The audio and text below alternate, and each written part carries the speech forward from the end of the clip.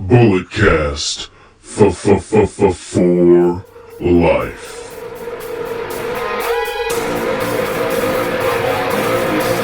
Get up! This is a revolution! This is our time to rise! Look deep within your mind! Look deep into the hate in my eyes! Ladies and gentlemen, you know the name, you know the voice, you know exactly why I'm here. Just in case if you don't, I am a 25-year-old piece of gold, the messiah of the microphone, of the greatest sports recreational podcast around the world today. Yes, Philip Antoine is back. We're doing this podcast a little late at 7 p.m. PT. It's still Thursday, so we're still going to talk professional wrestling. It's just, I'm used to doing this about like 6.5 hours earlier.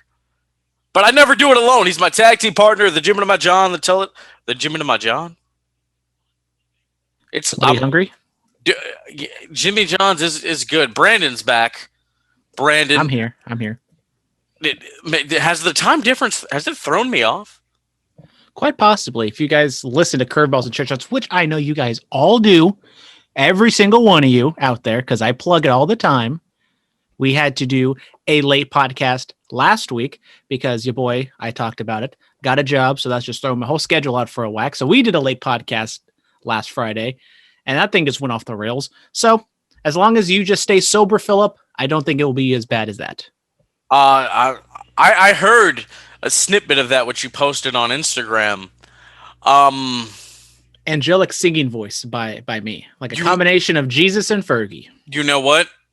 If we get you, Dominic, and young boy number 2, you guys could be the new 3 count. Destiny's Child needs to watch out.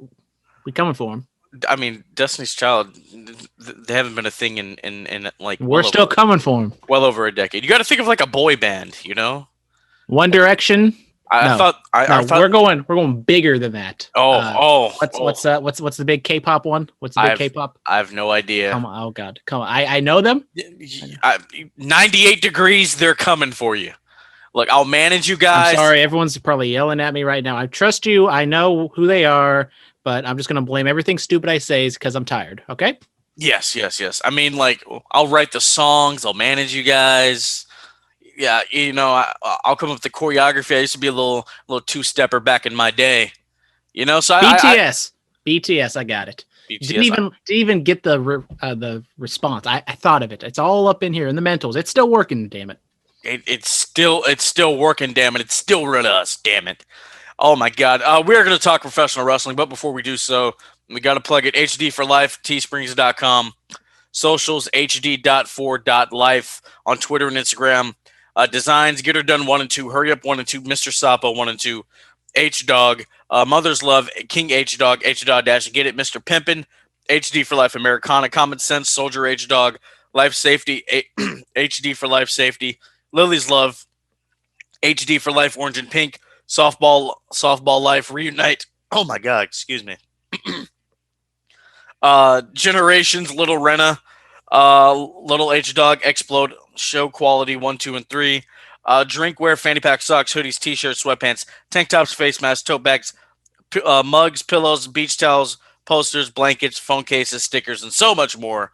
HD for Life at teesprings.com. Once again, their socials, Twitter and Instagram, hd.for.life. I see some prices have gone down. I think he's even added some more new stuff up there. So, hey, man, it's getting warm here in the Bay Area. Get you some tank tops, some graffiti art. People are like, ooh, that's fly. Where'd you get that? You know, I think this will be like, you know, like the dope era clothing line. I think we can be as big as that. Hip and young for the kids. I think we can do that. You know, you show up to a function once things calm down, once everybody gets vaccinated. Be like, oh, hey, that's some nice graffiti drip you got, bro. What you wearing? Oh, this right here. Oh, this is HD for Life pimping. You know what I'm saying? And then they hit him with the For Life, brother. Exactly. All right. Brandon, you've been busy working. I've been working too. Not like in the shoot job, but in the day-to-day of the Bulletcast, been pumping out the interviews. Gio Galvano, he was on the show. The current reigning defending Global Syndicate Wrestling Next Gen champion. That was a great conversation. I mean, the guy goes from being a pro soccer player to a professional wrestler. That's unheard of. It was a great conversation. Brandon, I know you probably didn't see it. Of course, I listened to it. I mean, come on, Philip. Well, I mean, I'm just saying. Time to kill. I'm just saying, you're trying to be all corporate now. You're big leaguing me. You got me doing podcasts at night. You might even leave the show. I don't know. Hey, I promised you guys. Under the radar. Yes, that thing might not be back for a while, but I ain't leaving. I ain't gonna leave it. So, Gio Galvano, what'd you think? Fantastic interview, Philip. I thought for someone who I didn't really know too much about, I thought you did a fantastic job coming from the pro soccer background. That's kind of a sport you don't really remember, kind of know people moving into the pro wrestling regime. We got some boxers, we got some pro football players, weightlifters, but soccer, normally that's kind of a smaller man's game. So for someone to get into the pro wrestling world from soccer, very intriguing. Yeah, he's one of two. There was some guy that was at the Performance Center for a little bit. I forgot his name, but he didn't pan out. So I guess Gio's one of one, really, because he's doing it. He's making it happen. So congratulations to him. Go check out that interview. It was great. I'm trying to get some interviews for when I go to East Bay Pro this weekend on Saturday. I'm trying to get some interviews for that. Hopefully that pans out. All right. SmackDown happened. A couple things. Roman Reigns defeated Daniel Bryan. Daniel Bryan is no longer a part of the SmackDown roster. Hell, he's no longer a part of the active WWE roster. The contract has expired. Roman Reigns has new theme music. Brandon, where do you want to start? We can start off like it says on the script. Roman gets new music. And I know this might be a little divisive. Some people love it. Some people hate it. I think it's an absolute banger. It has some final boss aesthetic to it. It's like, oh man, it's about to pop off. Roman was saying months ago that he was kind of keeping this in his back pocket. He has new music, but he just wanted to know. He wanted to use it for the right time. And I think this was the right time. People might say, pull it off for WrestleMania, but no. There was actually a full crowd there. And as much as I love wrestling fans, I hate them. And if Roman came out to new music, it might have just been a whole debacle and it would have been a big old thing of people chanting, yada, yada, yada. I loved it, Philip. What do you think of the music? I like it, man. It is like some final boss thing. And you saw Roman, he had a different walk to the ring, you know. He had like a different look on his face, like Daniel, you don't know what you've done. Like you get hyped up, you know what I mean? I feel like if they tweak it just a tad bit, like add some more bass or something, I think then it'll be real cool. I posted it on the Bulletcast Instagram. People, they were trashing it. They were like, how are you going to get a pop from this? Dude. You're not supposed to get a pop. He's a bad guy. No, that and they're in a virtual setting. Like, nobody cares. We won't see fans again until, August? It's May. So, hey, yeah, you'll hear it for the next couple weeks. You'll become accustomed to it. And then, you know, when you see him live, you can react however you want. Because, yeah. But, I mean, it's fine. You know, I like it. It's different. I just thought he was going to keep the Shield music forever. Honestly, I thought so too, but kind of going back to the reactions, I like the song because it doesn't have like that first couple beats like the Shield does that kind of gets you reacting. So it's like when the music hits, you're not going to react to the music. You're going to react to him coming out because you know Roman, he's going to sit there for a good 10 seconds behind the curtain while the music kind of slowly builds up. And then he comes out and that's where you get the big reaction. You're not going to get it from the music like you normally get with wrestlers. You're going to get it from when Roman comes out and he hits the stage. And normally like people talk like the real big stars, you get two pops, one for the music and one for the actual entrance turning through the curtain. So I know people might have some disagreeing thoughts with me, but I like it. I really like the music. It has a little bit of hints of the Shield music, kind of just buried deep down in there. Yeah, I mean, here, let's play a little bit.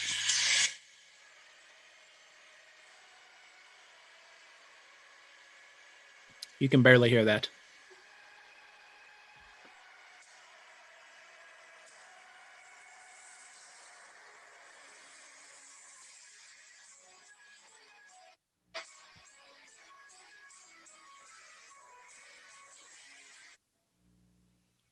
I'll be honest, they probably couldn't hear that. But people go out on the Twitter machine, go out on YouTube and find it. Go on our Instagram.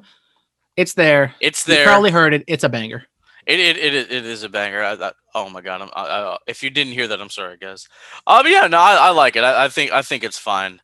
Moving on from that, Daniel Bryan, he lost. He lost the match. That's your guy. How do you feel? He is my guy.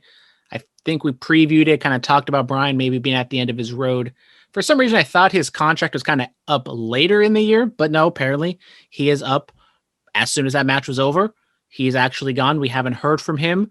Will we hear from him? Probably, but the Daniel Bryan thing, I'm always hoping and wishing for him to step outside the company, but he's always said he wants to be kind of the WWE ambassador, kind of like what Kairi Sane does, but he's actually allowed to wrestle in other promotions. So I don't know if that's, contingent on Daniel Bryan wrestling elsewhere, as he has to be with WWE because he has a good gig, being a legend, being with, the Bellas and their whole thing over there on the E Network. So I think there's kind of more at play. If it's up to Daniel, he probably would just go off into the woods and wrestle whenever he wants. But he has a family. He has a wife who has her own business ventures. So that plays a part into it. Absolutely. I mean, maybe Daniel Bryan could wrestle with MLW. The rumors are going around that MLW and WWE are going to be doing something kind of similar to what NXT was doing with Evolve. They'll bring some of their guys in for a couple shows here and there. I think even like what is it, Street Profits? They won those Evolve tag titles before the NXT tag titles. So you never know, man. I mean, you could see Cesaro become the national open weight champion or something like that. Like, we don't know. What are your thoughts on the possible partnership with MLW and WWE?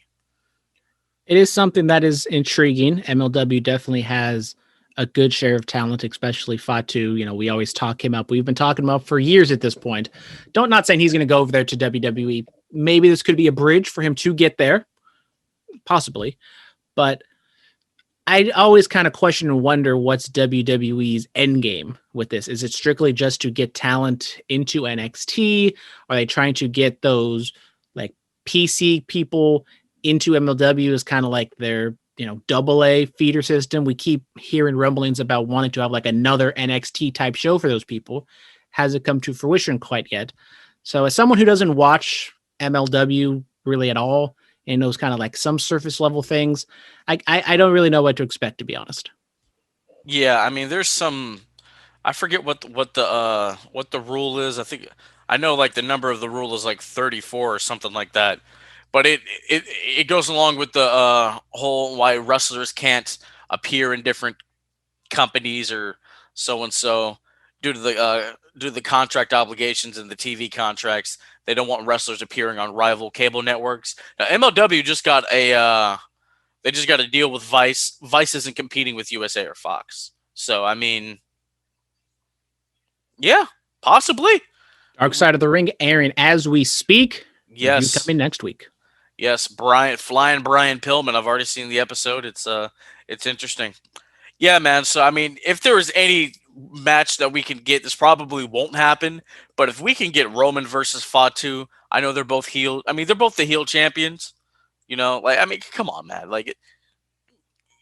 Just give me that. That's all I want as a fan. Give me that. I want certain things in life, Brandon.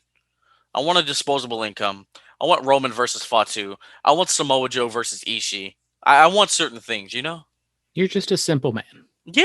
Play the Leonard Skinner. I'm just a common man. Working hard with my hands.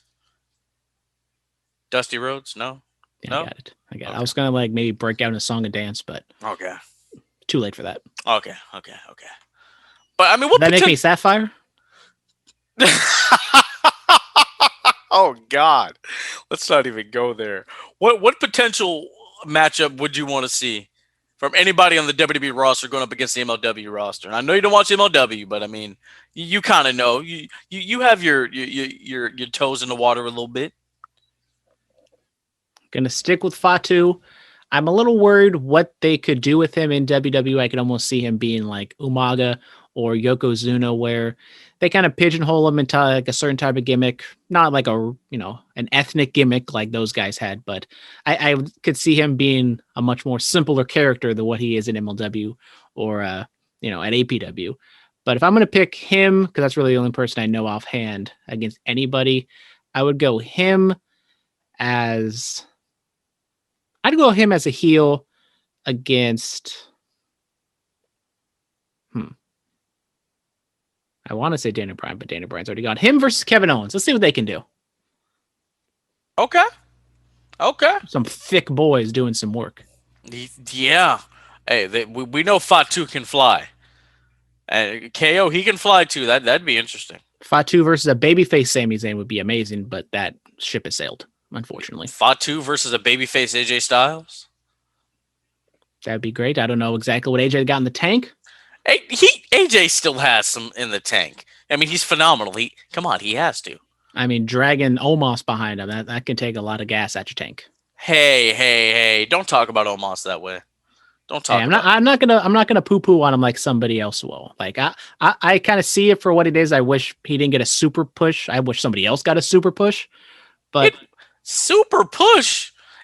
He was around for like, how long has he been around for? Like 6 months, and he's a tag team champion. You act like he won the world title. I mean, he's demolishing former world champion Kofi Kingston.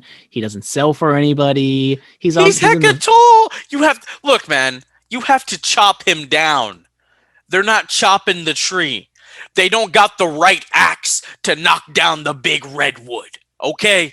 They don't got the right axe, the right pitchfork to knock down that oak tree. That's what's going on. Well, the problem is they're using a pitchfork to knock down an oak tree. I don't know whose idea that was, but that was not the right idea. It was Kevin Dunn's idea, okay? Listen, my point is... Should have used his beaver teeth. Okay. We didn't have to go there. Brandon, that was very uncalled for. I would like to publicly apologize to Kevin Dunn. I'm sorry, I shouldn't have said that. I told you everything I say is blamed on the lack of sleep. Oh God. I want to work for WWE one day, and then I won't get the job because they'll go back and listen and hear that right there. Yeah. Mark for edit. Yeah. Okay. I like how we just started talking about Raw. Anyway, Daniel's gone. How do you feel about it? Daniel is gone. Hate to see it. I mean, I kind of already covered that, but I don't know. It is what it is, you know. Outside of the ring, Double or Nothing is to have full capacity crowd. Daily's Place will be filled with the, I think, 5,550 people that it can hold. Too soon? Personally, probably. Cat agrees it might be a little too soon. But Jacksonville was just host to the UFC pay-per-view a few weeks back. Full capacity indoors, so like 18, 20,000 people. Daily's Place, an outdoor venue, 5,000. It's Jacksonville, it's Florida. You know, the codes and the laws are a lot different over there. So for what it is, I'm a little bit more lenient of it. I'm still a little hesitant. I haven't like exactly looked at the Florida numbers, but I mean, it will be exciting, I will say, to see a full crowd back in attendance.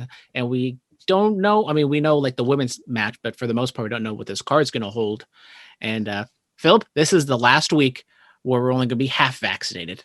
Tuesday, I'm getting second shot. So next episode, we're going to be the fully vaccinated podcast, unless I'm like not dying in my bed. But okay. Hopefully I'll be fine. What shot have you gotten, if you don't mind me asking? Pfizer getting out here. Okay. Oh, I'm a Moderna boy. Yeah. Yeah. Yeah. Okay. I see. I mean, yeah. Have we heard about any cases coming from that UFC fight? No, right? No, but it's probably it's too hard to tell, because if you do have it, you're not going to be like, oh, you know, I was there, and then yada yada yada. So it's something to look into, but it's also we're not doctors. Yeah. I mean, play one on a podcast. TK, he I think he's a little smarter than Dana. He's not hosting full out COVID parties indoors and whatnot. I don't know, man.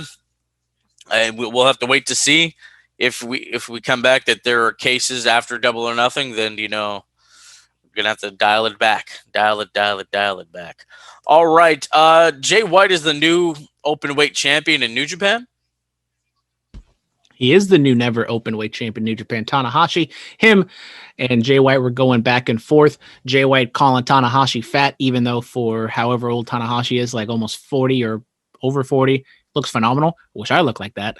But Jay White just being the little a-hole that he is, going after him. And he actually won the never open weight title against Tanahashi. So good match. Nice to see Jay White get a title. It's a never open title. Now that the IC title is no more, that is now the main secondary title. So no surprise that a bigger name like Jay White is holding that title right now. Yeah, I've seen that people are saying he's held now every major uh, title that a heavyweight can hold in the singles division. What about that new strong title that they just developed? Wouldn't he have to win that too? Well, technically, is not like New Japan Strong, so that's not like New Japan proper. Okay, okay. Would he have to win the new IWGP title also then? Semantics. But that Semantics. title is like the melding of two titles into one. So like, isn't technically like both the titles in that one title? Semantics. Semantics, exactly. Semantics. Yes. Well, congratulations to Jay White. Moving on. There is a there are new NXT Women's Tag Team Champions. Shout out to Indy Hartwell and Candice LeRae. They defeated Shotzi Blackheart and Ember Moon on NXT this past week. Banger? Could we say that? Are we allowed to say that? You could say that. You can say whatever you want, Philip. When it comes to this match, is it a banger? I don't know if I'd say it was a banger, but God bless Shotzi. She was trying to kill herself, and she almost did it. She almost did kill herself. It was cool, you know. Congratulations. Got some new champs. Yeah. This is the way. If only we had a podcast on our platform that covered NXT Weekly. I mean, we do, but it stopped. Yeah, whatever happened to that thing? I don't know. There's a new stable. Isaiah Swerve Scott's leading the charge. You got I'm gonna have to go look up their names. I'm gonna have to go look up all the names. But yeah, big dude. His name's AJ. He's on that treasure hunting show. Yeah, AJ Francis. Yes, he is on the treasure hunting show. I've been watching it, man. They do some good work. They do some good work. Still haven't seen the Macho Man documentary, but I always make sure to watch those treasure shows. Whatever they call them. The treasure hunt or whatever it is. Absolutely. So Isaiah Swerve Scott, Brianna Brady, AJ Francis is the big dude, and then the other homie is Ashanti the Adonis. I'm all for it. I am all for it. I mean, Swerve, he's had such an inconsistent push throughout his run in NXT. I'm hoping this is him kind of getting a fresh start. Kushida, cruiserweight champ, him as a heel, kind of makes sense. We got Santos Escobar doing his thing as well, so I don't know exactly where he falls into the picture here, but hopefully Swerve can be a better focal point because, I mean, as a whole, NXT's roster has kind of become stale. Like a lot of, because there's not like fresh turnover like there normally was. It's been the same crew for a couple years now at this point. Yeah, it has. I mean, there's those guys, they want to stay in NXT. They want to truly make that a third brand. That's why they're staying there. But it's something new though. So I'm a fan. You know, I can't wait to see what these people do. I mean, Adonis, we've seen him a little bit. He's mixed it up on NXT a little bit. Swerve, we already know what he's capable of. The real test is what is it? Brady and AJ. The real test is to see what they're gonna do. And I don't have either high or low expectations. I'm just gonna keep them in the middle and hope for the best. Yes, absolutely. I will say, going back to the match between the finish where AJ caught Ruff, terrible. He clearly like jumped right into AJ's arms. I know it's kind of hard, but contrived. But we're going to talk about another contrived finish to a match later. Absolutely. All right, this day in wrestling, WWE Insurrection, that pay-per-view that I think it was off was it in the UK? I feel like it was in the UK. Yeah, that was the last UK pay-per-view, right? Yes. Another one before that. I think that was the last one. That. Daniel Radcliffe was there. Harry Potter was there. Harry Potter. Yes, it was Triple H versus The Rock for the WWF Championship at the time. You have WCW The Big Bang 20 years ago today. That very interesting event. The first televised Canadian Destroyer happened on this day in 2003 in the Asylum days of TNA. And look what the move has become now. Everybody and your mom uses that move now. Yeah, yes. I've seen Ricky Morton use that move. I've seen Dustin Rhodes use that move. Have you seen your mother use this move yet? Semantics. Okay. That's the name of the podcast. That's the name of the show. Right there. There it is. All right. Brock Lesnar destroys Triple H's office on an episode of Raw in 2013, leading up to their clash at WrestleMania 29. Backlash 2018, which I'm watching right now, happened on this day. You know, they had the main event of Roman versus Joe, which people just left the building for because they were so fed up with Roman. Yeah. Good times. Good times. Remember when Roman was the number one heel in the company, even when he wasn't? Yeah. And then you people want to cheer him because he had cancer, you know? Like, come on. He was never a bad guy to begin with. I mean, he's a 49ers fan. That's a negative in my book. How? I mean, the base of the family is from the Bay, you know, so I can understand why he's the Niners fan. I understand that, you know. No? You're a Raiders guy, right? Yep. Right. Okay, I see. Anyway, we're going to move on from all of that. On this day in 2019, on Monday Night Raw, Kofi Kingston retained the WWE title against Daniel Bryan. 1 year ago today, Karrion Kross makes his debut on NXT. I still don't exactly know how I'm supposed to feel about him. I know, a two-time NXT champion in a year? What? No, we don't care. Do you not care about Karrion Kross? It's not that I don't care. It's just I can't tell if he's successful, if he's like doing a good job or not, because the entire time it's been in front of nobody. I know we did that Instagram live for NXT, and Baby Huey said he doesn't like him. And I've kind of heard that from other people. I know he can be kind of one note and kind of base. I don't know if I'd say basic, but you know, he's kind of playing that giant character in NXT where it's a land of smaller guys. I'm more of a fan than him than maybe most, I would say, but I still am looking for him to evolve. I see. We got some birthdays. Colt Cabana's 41. How do you feel about that? Colt Cabana, great guy. Is he? What's so great about Colt Cabana? He's a nice guy. What did he do for you? I don't care what CM Punk says about him. Okay. Colt Cabana is a nice guy. He gave me a lighter once. Dakota Kai. She's 33. Shout out Dakota Kai. The other guy, big fan of Dakota Kai. The other guy? Yeah, the other guy. Oh, the other guy. And then Piper Niven, she's 30 today. Shout out. Happy birthdays to all the peoples. Oh, my God. All right, we got some fan mail. Woohoo! Yay! Are you happy about this fan mail, Brennan?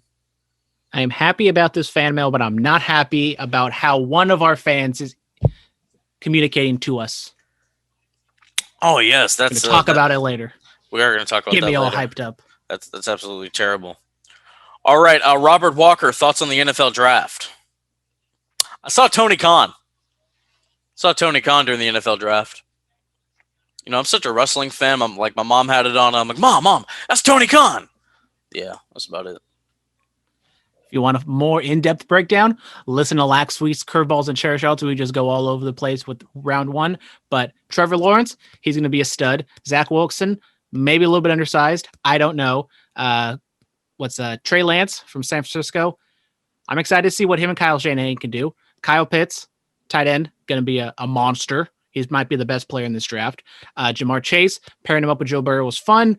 Maybe they should have got an offensive lineman. And Justin Fields going to the Bears. Too much baseball in my mind. I am a big fan. I think he has the potential to be the second best quarterback behind Trevor Lawrence. So the Bears are going to have a good quarterback for the first time in like 25, 30 years. That's amazing. Hootie Who 420. Hootie Who. Vince, are you off your effing rocker? Oh, Jesus. Oh, God. We're going to talk about that. Dan, my buddy and I were talking about how bad Raw has been, but he and I disagree on a major topic. The commentary. Saxon and Graves know their roles just fine. My buddy doesn't like Adnan Virk, but I've become a fan. What about you guys? How do you feel about Adnan? How do you feel about that guy? So he comes from the sports world. I think he came from MLB Network or something like that. So I definitely know who he is. I liked him. I've seen him do some ESPN, and he's a likable guy. But when it comes to wrestling and WWE in particular, it's like such a different beast in sports commentating. And it's so clear that Corey Graves and Byron Saxton are carrying him. And when it's a 3-hour Raw, it's like even more evident and more of a slog to get through. I barely listened to the commentary to begin with, but I mean, he's not that great. And I wouldn't be shocked if he's not commentating SummerSlam. And that's being very generous. I mean, he's supposed to be in the play-by-play role, and he doesn't know wrestling, so I wouldn't put him in that role. You know, I mean, Graves is obviously the heel color commentator. Saxon's the babyface one. So I mean, he's not in a very good position. Look, but people don't know how hard commentary is. I know how hard it is, and then we don't even know how extremely hard it is when you have Vincent Kennedy McMahon in your ear. Like, come on. The crazy thing, besides not meeting Vince, how does he not like have a full trial run, be a little more prepared or more informed about some of the things? I think I said this maybe like week 1. He just sounds just like Vince McMahon when he was a commentator. What a move. Why? Because anything can happen in the WWE. Is anything possible? If you just believe. Like Kevin Garnett? Absolutely. Moving on. Hootie Who 420. Mate's Blood and Guts. Oh, there we go. Mate's Blood and Guts was fine, but it didn't have that match-defining moment. Yeah, we'll talk about that. I have to go to the Twitter DMs. What? For Copenhagen Smith? Is he back? No. Oh man. my God. When was the last? I'm looking. Oh, November 18th, 2019. That was the last time we ever heard from Copenhagen Smith. T's and P's. T's and P's, man. Thank you so much. We love you. We miss you. All right, from In Brightest Day X. Free Mr. X. His Instagram got disabled. It is some BS because AEW or someone kind of linked or cosplaying as AEW has taken him down and struck him down with copyright. It is some BS. We're coming for him. Hey, man, WWE hit me with the copyright when I posted the Roman theme. Our video was not allowed in about like 6 countries. I learned on Curveballs and Shirts on Instagram, do not post soccer. I posted a soccer clip of Ronaldo, and within 5 seconds, that thing was DMCA'd and taken down. And they got the feds listen to me right now because of it. Oh, Big Brother? Mm-hmm.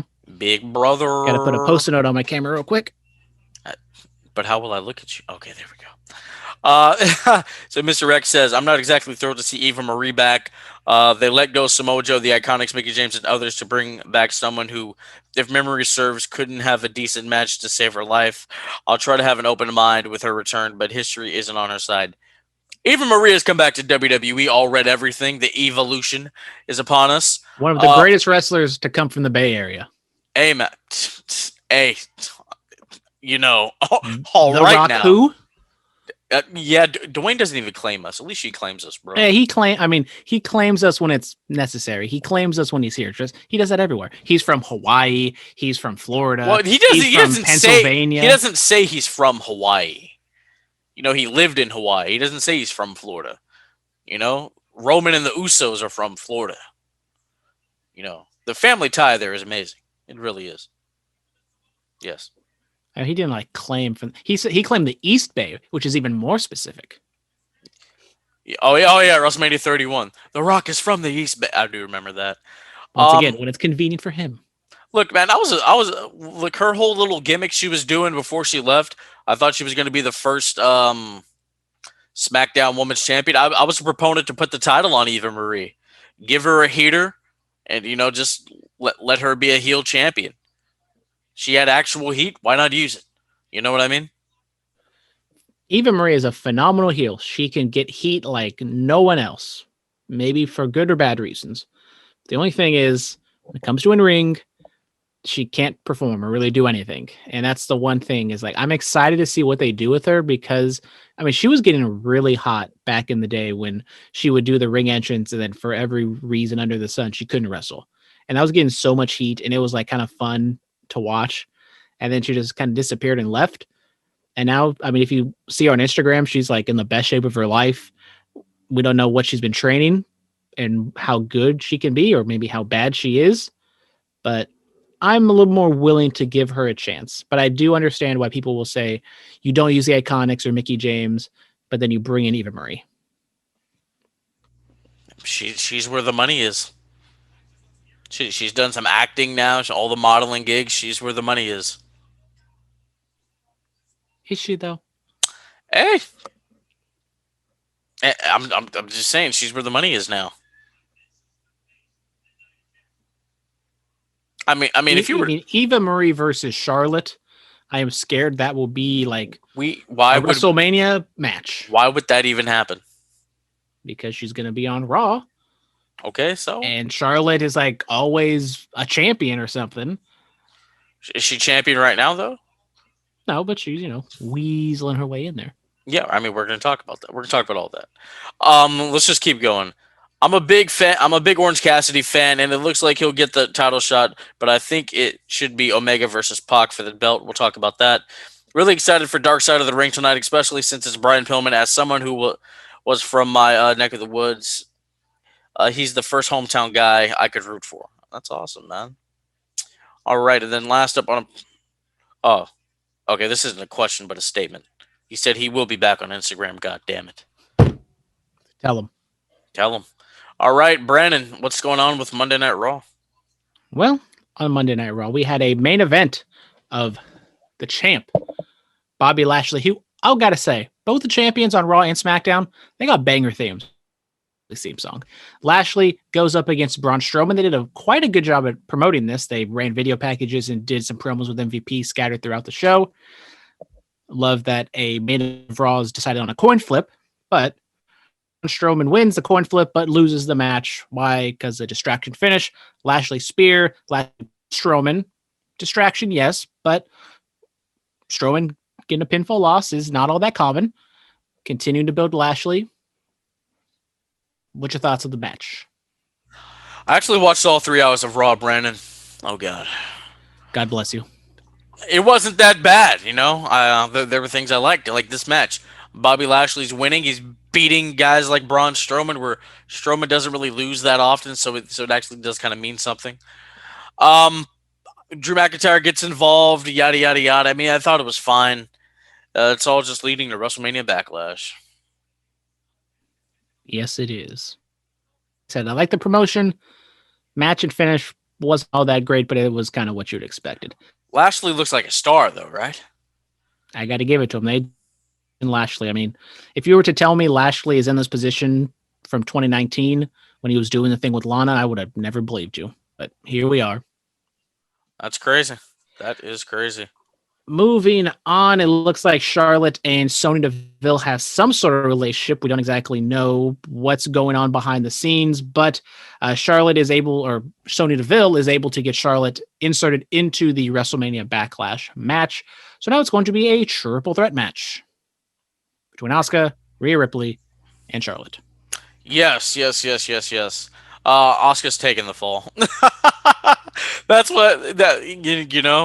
Charlotte gets in the title picture, but she won't win. Rhea Ripley pin Asuka, and yeah. Unfortunately, I think I agree with you. The Rhea Ripley character is existent. She's just there. She kind of does her little promo with a little bit of swag. Kind of NXT entrance, but like she's just there. It's this whole story is focused more around Charlotte when Rhea's the supposed to be new upcoming rookie, and yet she's just kind of sitting there in the background. Well, I mean, Charlotte's a Flair. I mean, what do you expect? Of course the story's going to be focused around her. She's where the money is too. Does that mean Rhea Ripley, you can't make any money with her? I mean, Rhea Ripley or Charlotte Flair. I mean, come on. Like, you're whose daughter? The greatest wrestler to ever lace up a pair of boots? And you pretty nice in the ring, too? Okay. Yo, hey, Vince, I'll throw some money for her. The chick with the tats and all that, I mean, she looks nice, but I'm going with the dynasty. Come on. Charlotte is like that old kind of $100 bill. Like, it's going to work. It's fine. It's not, the best thing in the world, but it's going to deliver. Rhea Ripley, on the other hand, she's Dogecoin. She's new. She's upcoming. She has unlimited potential. You don't know how much she can be worth. Rhea Ripley to the moon, just like Dogecoin, baby. Hey, when you said Dogecoin, I thought you were about to say Doja Cat. I was about to say, what? Doja Cat, fire TikToks. You listen? Are you a Doja Cat fan? I'm a cow. Moo. I'm just saying, like, you be listening to Doja Cat, you can tell me here. This is a safe space, Brandon.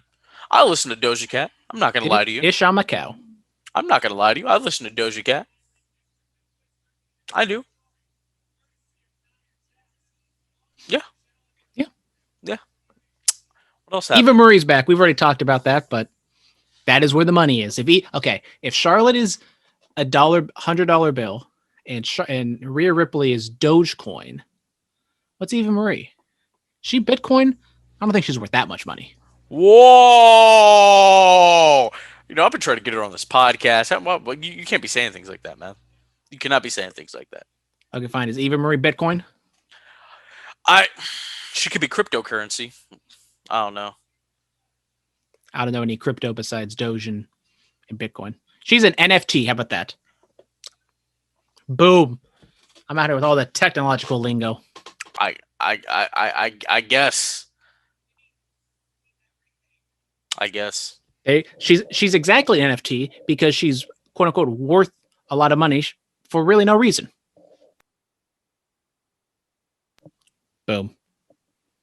You can't be saying stuff like that. I mean, it kind of makes sense. I mean, let's be honest. I mean, that made sense. You know what? I'm gonna have to I'm gonna have to do the WWE thing. Have a list of things that you cannot say on this show.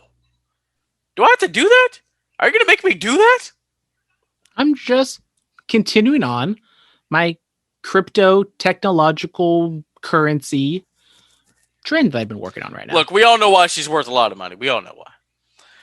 What else happened on Monday Night Raw? Well, RK Bro continues their winning streak. It's all the way up to 2 as they beat Jackson Ryker and Elias. I will say I've been kind of down on the Matt Riddle, whatever he's doing. But when Randy Orton got pelted with tomatoes and Riddle just zoots by and says, "Sup, Randy?" I died. I'll be honest. Like he just rode by. He didn't even offer him a towel. Like, come on. He was going so fast, such high speed. Look, man, this is a demotion. This is a demotion for Randy Orton. This is a demotion for the Legend Killer, for the Viper, for the Apex Predator. We have a Randy Orton match for our match pick of the week, and you're gonna tell me that guy that was doing that is now teaming with some high hippie? Please, get that out my face. If you were to tell me that back then when I watched this match, I would have smacked you across the face. Hell, I might smack you silly now. Come on, really? Really? This guy's a 14-time World Heavyweight Champion, and he's teaming with this guy who lucked into a U.S. title? Come on. Get that out my face. We might be saying RK Bro taking on for the Raw Tag Team Champions, but who's the champs right now? That would be AJ and Omos. They returned, and they retained against the New Day. You know what? I think I'm upset because Y2AJ never had a tag title run. You got a t-shirt? That thing's worth millions. I should have bought one. They were only out for 3 weeks. I should have bought one. Listen, guys, if you have an Y2AJ shirt and a size, DM me, please. Please. At Heel Antoine on Twitter and Instagram, please DM me, and we can make some things happen. We have one makeshift tag team, I guess 2 makeshift tag teams doing pretty well, but Cedric and Shelton are no more. They have broken up. Cedric overmodulates and yells kind of awkwardly at Shelton, and Shelton goes to the back, lets him say his piece, cuts, I thought, a very nice promo backstage, and looks like we're getting Shelton and Cedric. I mean, if they have some decent matches on Raw for 12, 15 minutes, cool. But it's also what could have been? You broke them up for no reason, and now we're doing this. Yeah, man. I mean, it's just it hurt. It really hurts me. It really hurts me that they broke up. It hurts me that Jinder Mahal is wrestling on main event. Why isn't Jinder on Monday Night Raw? Why isn't Jinder in the world title picture? You know, hell, I would take Jinder Mahal being the tag partner of Randy Orton over Matt Riddle. I would take that 1,000%. You know why? Because he's a great guy. Jinder's a great guy. Jinder Mahal to MLW. Book it. Hey, you know what? If he showed up and took the title off of Fatu, I'd be like, damn, what? I need to start watching this product. On a more regular basis. I mean, I'll watch the product, don't get me wrong, but I'd never miss an episode like that. You know what I mean? I know what you mean. Now let's move on into the AEW Dynamite recap. Yes. Oh, I'm not going to do the gimmick. Okay, fine. Dynamite! There we go. Jon Moxley and Eddie Kingston take on Kenny Omega and Michael Nakazawa in a tag team match. That was going to be a handicap match for a little bit, but no. Omega creeps up from behind and decks Moxley and Kingston with this title. They go back and forth for a little bit. Then Moxley leaves Nakazawa as Moxley and Kingston decisively get the win with a double finisher. Yes, a clothesline into a half and half suplex. I thought it was fine. Kenny Omega running in and just hitting people with championships. Do you think he chose the AEW one? Do you think he chose that one to hit him with? Why didn't he use the AAA one or one of the Impact ones, huh? Because the AEW title is bigger, maybe it's more dense. And now that the IWGP title is gone, AEW's title, best title in the game. As far as, are we talking about aesthetics? Mm-hmm. I mean, but the IWGP title, it exists. What do you mean? Well, it melded, it's still in there, like physically, but it just got melted down into a different form. So just in the current form it's in, it's not as good as the AEW title, but the old form. What about the WWE title? It's just a giant logo. So? What's wrong with that? It's just a giant logo. There's nothing to it. That's the problem. There are jewels in there. There's the red swoosh. You know, you get your own custom side plates. Come on. That's the only creative thing is the side plates. But and usually the side plates are just like they're Tron. Look, I think we understand the real best looking title in wrestling. It's the Bullet Cast title, which ya boy holds and is going to hold for a long time. Okay. Mm-hmm. We have like some more beatdowns after the match. The Young Bucks come out and kind of taunt them. The Young Bucks are going to have a tag title match next week against a team we will talk about. But are they heading straight into Kingston and Moxley for the tag titles at Double or Nothing? Are they? Because I thought SCU was a viable challenger just to have it at Double or Nothing, but they're putting that for next week. So are they going to retire SCU and then get right into Moxley Kingston? That might be what happens. I see that happening. I mean, you put so much. I mean, not saying they put a lot of main roster television time, but the SCU storyline's been going on for like almost not a year, but like what, 6-8 months, and then you're just gonna kind of write it off in like 2 weeks. Like basically, yeah. All right, Cody takes on QT Marshall, and Cody gets the win. QT put up a little bit of a fight, kicking out of the Crossroads, but Cody decisively gets the win as he should.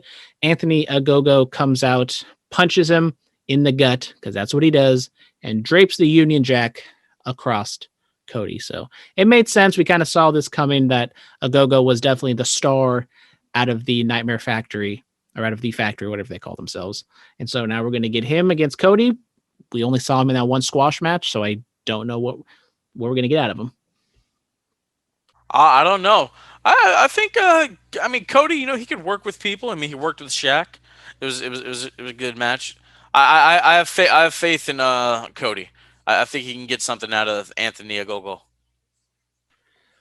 Is this a spot for Cody to lose and to put him over, as possibly goes into daddy duties, or do we see him just beat another monster?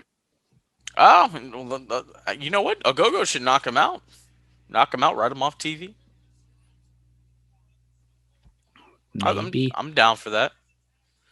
Anything else for QT? Is he just go in the background and this was just like a month storyline and we don't see him again? No, I see QT as either the AEW champion or the TNT champion.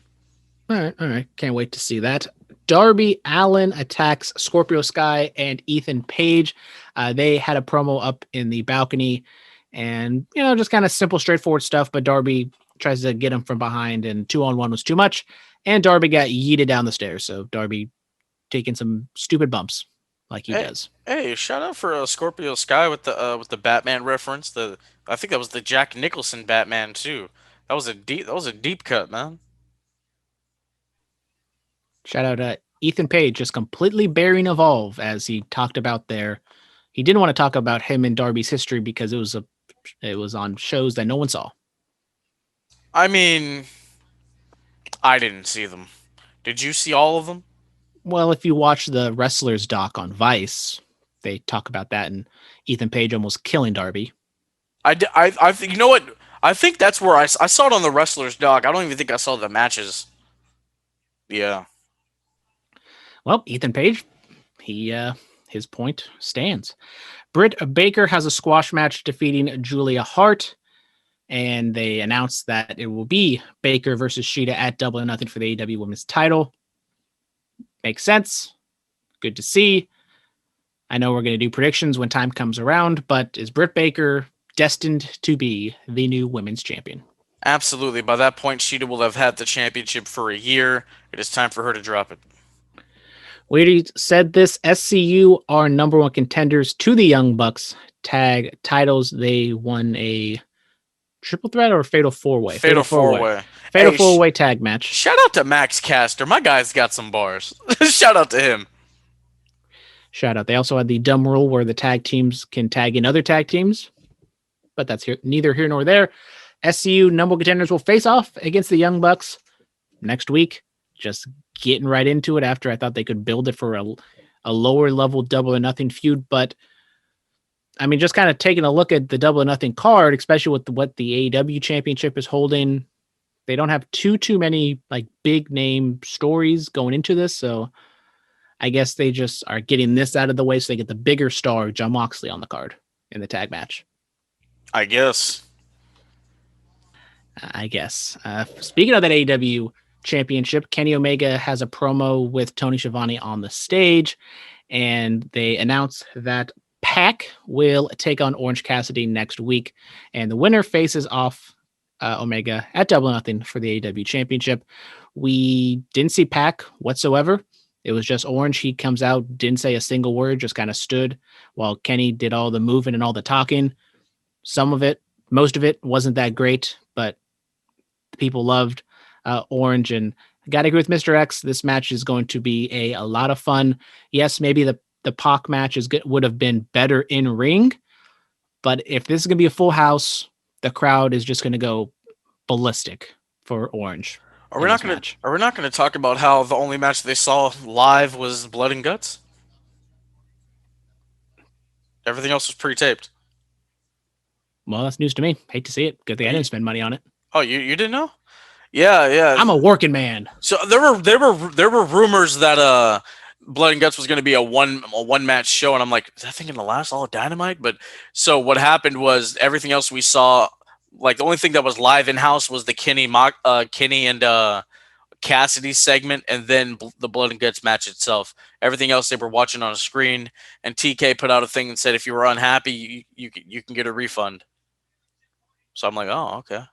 So I thought that was interesting because like when they panned to like get crowd shots during the other matches, you could tell people were looking up at the screen.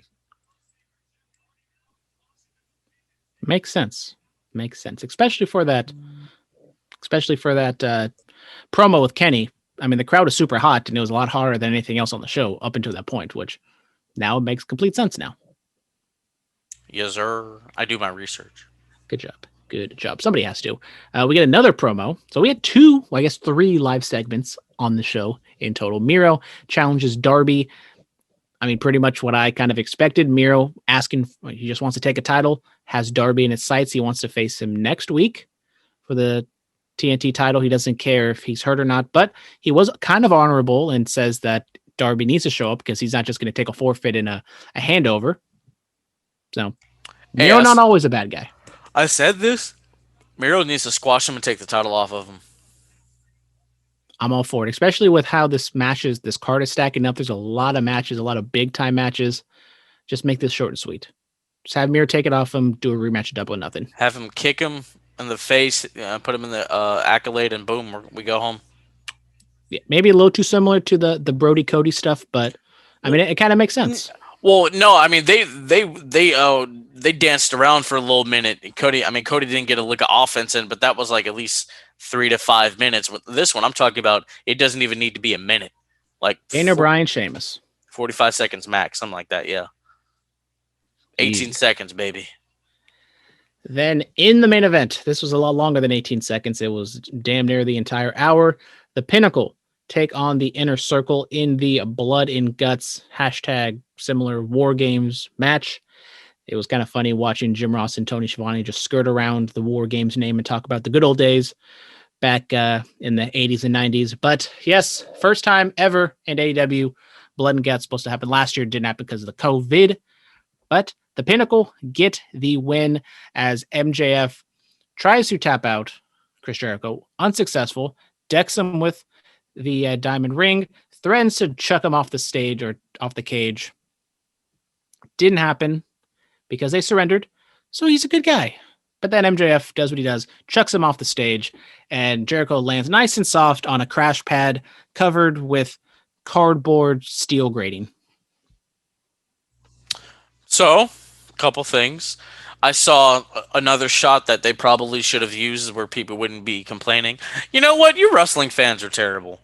I mean, Matt Hardy lands on his head at, what was it, All Out, and like, AEW is unsafe. And then they try to protect a legend of this business who happens to be 50 and like, oh, you guys are soft. What's wrong with you people? You know what you do? You don't chuck anybody off the cage. You don't do it at all. You can chuck them off the cage. It's fine.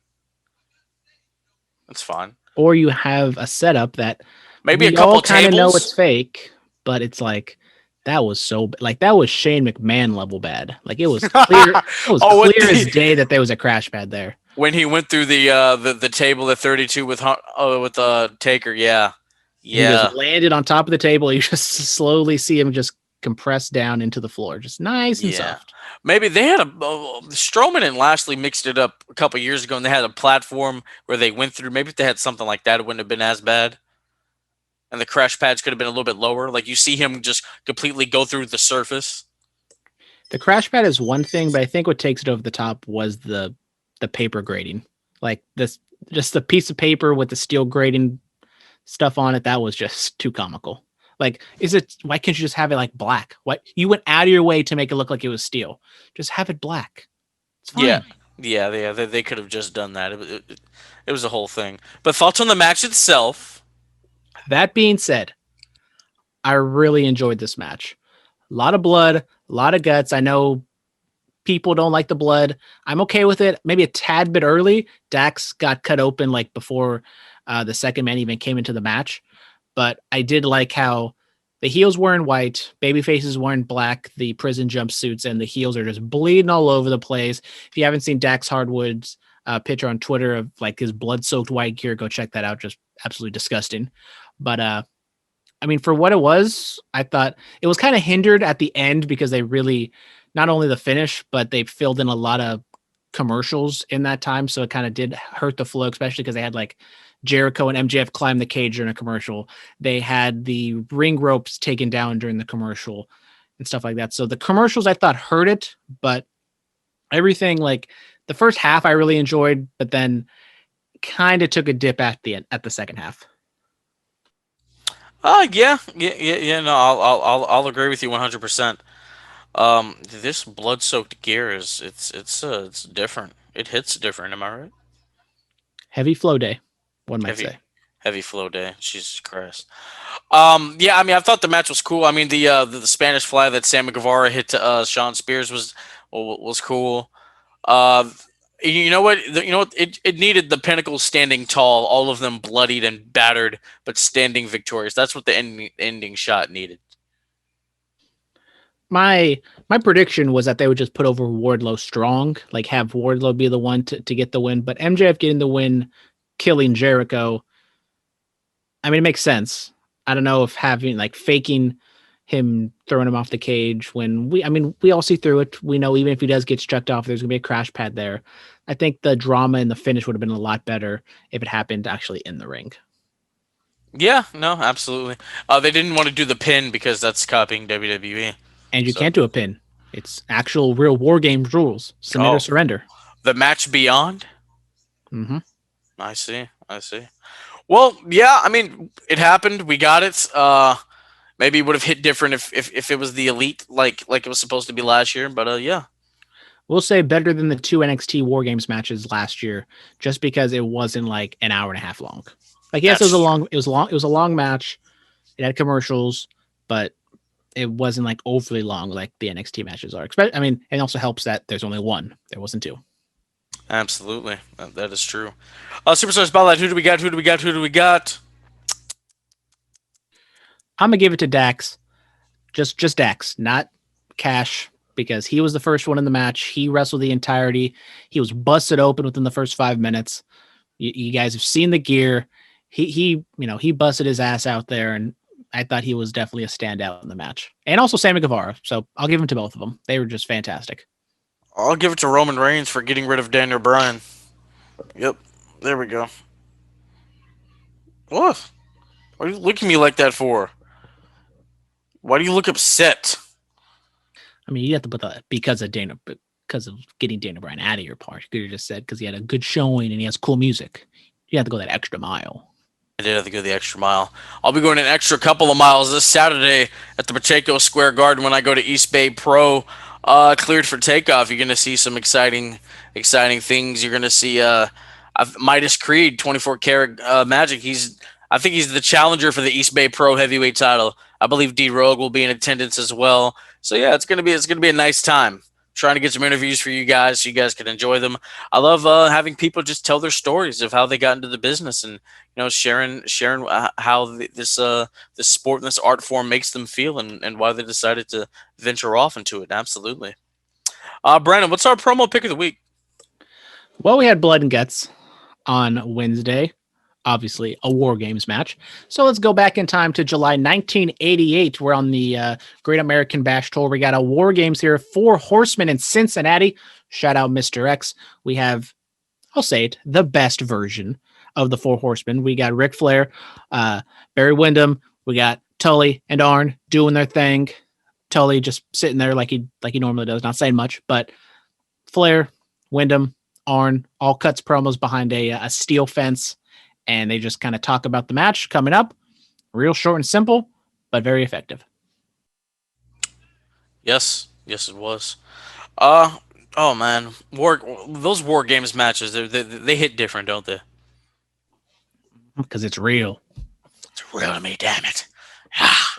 All right, our match pick of the week: Christian versus Randy Orton for the World Heavyweight Championship over the limit, May 22nd, 2011. This was good, man. This was super good.